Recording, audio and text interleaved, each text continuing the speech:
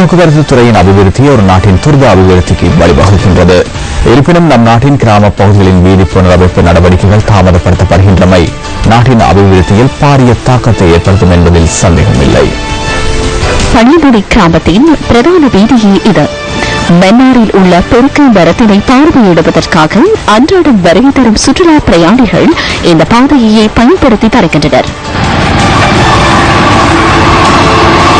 நீண்ட காலமாக எவ்வித அபிவிருத்தியும் இல்லாமல் காணப்படும் பாதையின் நிலை எமது கேமராவில் இவ்வாறு பதிவானது.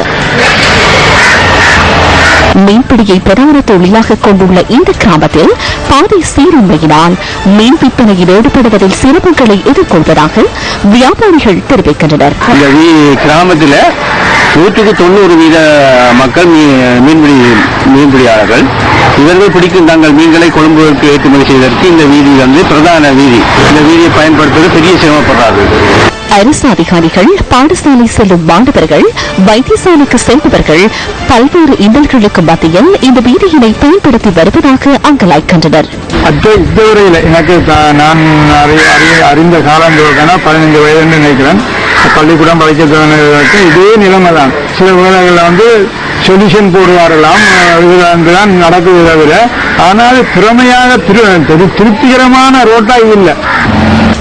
வீதி மோசமாக சேதமடையும் போது அதனை தற்காலிகமாக புனரமைக்க நடவடிக்கைகள் எடுக்கப்படுகின்ற போதிலும் அது மீண்டும் சேதமடைவதாக எமது பிராந்திய செய்தியாளர் தெரிவிக்கின்றார்.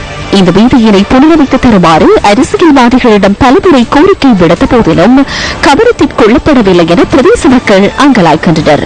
இந்த வீதியை புனரமைப்பதற்காக நாங்கள் வீதி அபிவிருத்தி திணைக்களம் ஆடியிடம் பல முறையிட்டுள்ளோம். ஆனால் இதுவரையும் அந்த வீதியானது புனரமைக்கப்படவில்லை.